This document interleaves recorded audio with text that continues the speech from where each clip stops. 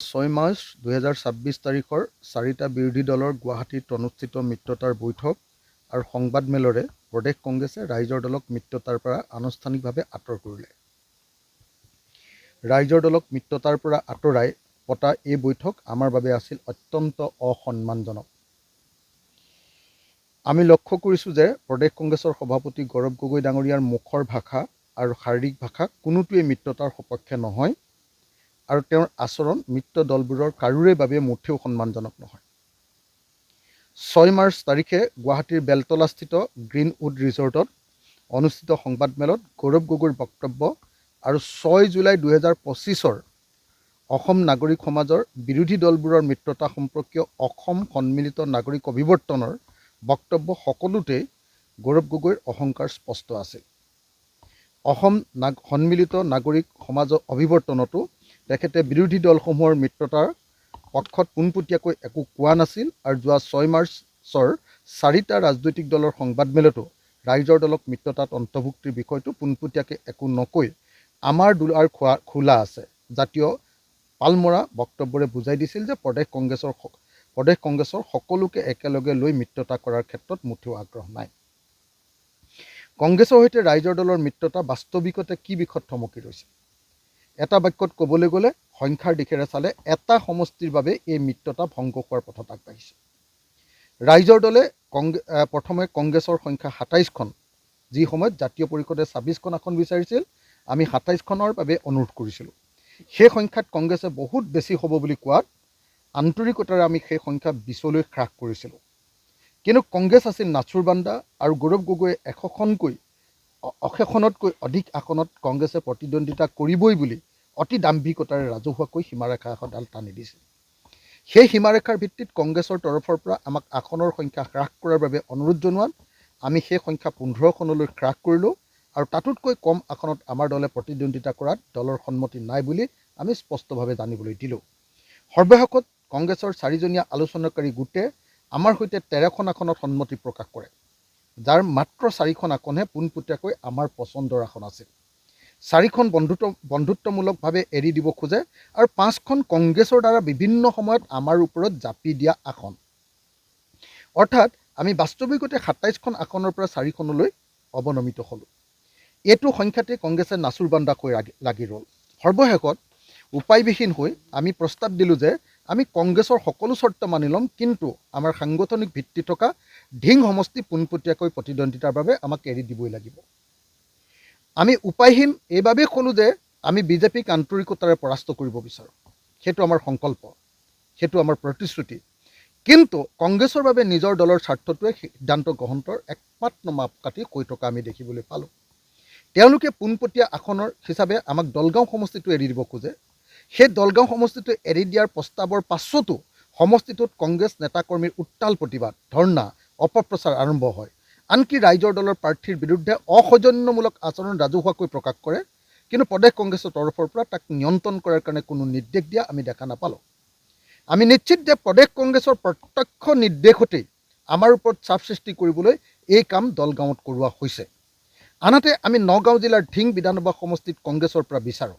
পূৰ্বে বহুবাৰ সন্মতি দিয়াৰ পাছতো এই সমষ্টিটো এতিয়ালৈকে কংগ্ৰেছে এৰি দিবলৈ সন্মত নহ'ল। প্ৰদেশ কংগ্ৰেছৰ সভাপতি গৌৰৱ গগৈয়ে দাম্ভিকতাৰে আমাৰ সকলো অনুৰোধ নস্যাৎ কৰিছে। গতিকে ক'ব পাৰি, ধিং বিধানসভা সমষ্টি ৰাইজৰ দলক এৰি নিদি কংগ্ৰেছে ৰাইজৰ দলৰ সৈতে মিত্ৰতা ভংগ কৰি যোৱা 6 মাৰ্চ তাৰিখে আন 3টা দলৰ সৈতে মিত্ৰতাৰ আনুষ্ঠানিকতা সম্পন্ন কৰিছে। তাৰ পূৰ্বে আলোচনাৰ প্ৰক্ৰিয়া চলি থকা অৱস্থাত ৰাইজৰ দলক দলৰ চূড়ান্ত তালিকাৰ পৰা ডিমৌ, বৰছলা, মাৰ্ঘেৰিটা, দিছপুৰ, দুলীয়াজান আদি সমষ্টিৰ নাম অন্তৰ্ভুক্ত কৰি একপক্ষীয়ভাৱে কংগ্ৰেছৰ প্ৰাৰ্থিত্বৰ তালিকা প্ৰকাশ কৰিছে।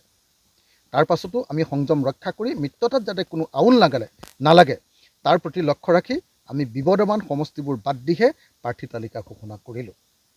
এতিয়া 2026 চনৰ বিধানসভা নিৰ্বাচনতো কংগ্ৰেছে আমাৰ বাছনিত মাত্ৰ 4খন আসন এৰি দিছে। মাত্ৰ 15খন আসনৰ 13খন আসন এৰি দিব খোজে। তাৰে 9খনেই কংগ্ৰেছৰ বাছনিৰ আৰু সেই 9খনৰো 4খনেই বন্ধুত্বমূলক প্ৰতিদ্বন্দ্বিতাৰ বাবে। অৰ্থাৎ আমাৰ বাছনি 4খন আৰু কংগ্ৰেছৰ বাছনি 5খনকে ধৰি কেৱল পোনপটীয়াকৈ প্ৰতিদ্বন্দ্বিতাৰ বাবে আমাক দিয়া হৈছে 9খন সমষ্টিহে।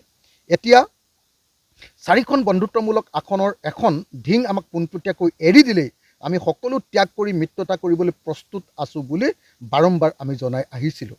কিন্তু গৌৰৱ গগৈ আৰু ৰকিবুল হুছেইনে দিন আমাক এৰি নিদিলে। আনসকলে এৰি দিয়াৰ পক্ষপাতি আছিল যদিও আনকি AICCও আমাৰ সন্মুখত ধিং এৰি দিম বুলি ঘোষণা কৰিছিল। ক'বলৈ গ'লে ৰকিবুল হুছেইন আৰু গৌৰৱ গগৈৰ আকুৰগুজালিৰ বাবে আমাৰ এই মিত্ৰতা ভাগি গ'ল। আমি কৈছিলোঁ সকলো মিলি কংগ্ৰেছৰ বাছনি, ৰাইজৰ দলৰ বাছনি আৰু বন্ধুত্বমূলক 13খন আসন আমি 13খন আসনৰ পাছত অতিৰিক্ত আন 2খন আসন লৈ আমাক 15খন আসন দিলে হৈ যাব।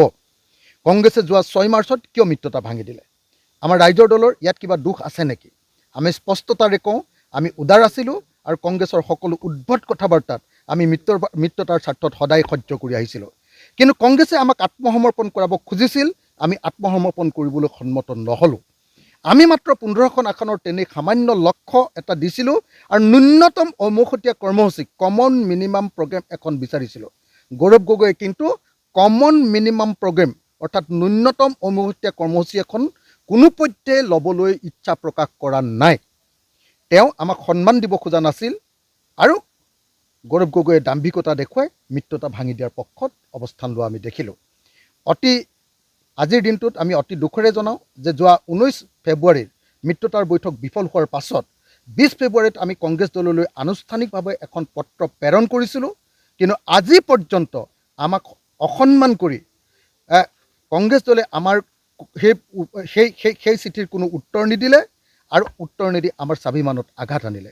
সেয়েহে আজিৰ তাৰিখত কংগ্ৰেছৰ সৈতে মিত্ৰতা সন্দৰ্ভত আলোচনা আগবঢ়াই নিয়াটো আমাৰ পক্ষে সম্ভৱপৰ নহয় বুলি বিবেচনা কৰি আজিৰ সভাই প্ৰস্তাৱ গ্ৰহণ কৰিছে আৰু এইখিনি কথা আমি সমগ্ৰ অসমৰ ৰাইজক আজি জানিবলৈ দিছোঁ। এই মুহূৰ্তত ক'ব পাৰি মিত্ৰতা ভংগ বুলি আমি আমাৰ যি বক্তব্য আছিলে একদম প্ৰেছ বিবৃতিৰ জৰিয়তে সম্পূৰ্ণ স্পষ্ট বক্তব্য প্ৰকাশ কৰিছোঁ।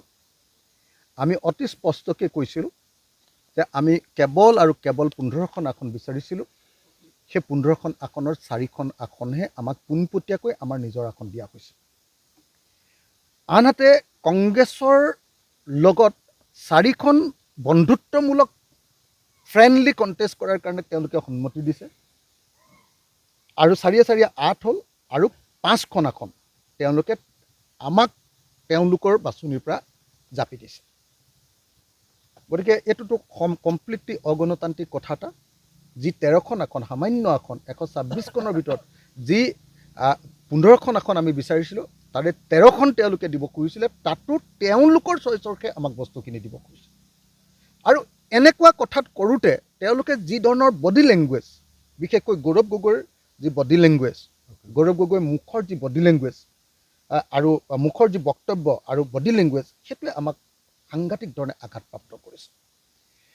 আৰু আমি বেচিকেলি দেখিলোঁ যে আমি শেষত চব কথা বাদ দি বিজেপিক হৰুৱাবৰ কাৰণে কৈছিলোঁ যে ঠিক আছে, আমি বহুত দিনৰ পৰা কাম কৰি আছোঁ, আমাৰ পূৰা সাংগঠনিক শক্তি আছে, আমি 100% জিকিম, ধিং সমষ্টিটো আমাক দিয়ক।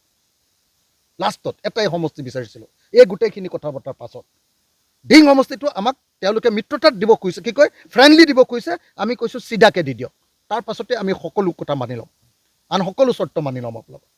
কিন্তু তাৰ পাছত সকলোৱে আনকি AICC আমাক ফোন কৰি জনালে যে ধিং দিছোঁ, আমাক ৰিপুণ বৰাই ফোন কৰি জনালে যে ধিং দিছোঁ বাৰম্বাৰ।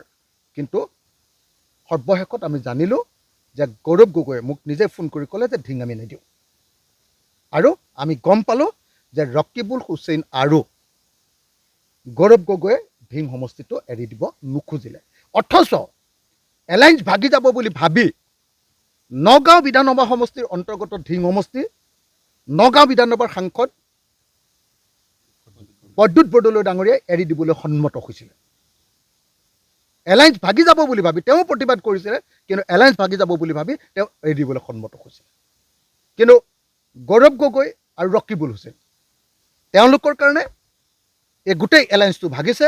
আৰু সেইকাৰণে আমি স্পষ্ট ৰূপত জনাই দিছোঁ যে এলায়েন্স আমি ভঙা নাই, আমি এলায়েন্সৰ পক্ষত আছিলোঁ আৰু গৌৰৱ গগৈ আৰু ৰকিবুল হুছেইনে এই এলায়েন্স ভাঙিব খুজিছে। গতিকে আজিৰ দিনটোত আমাৰ স্থিতি ইমানেই, ইমানকে কৈছোঁ। ধন্যবাদ। জয় অসম।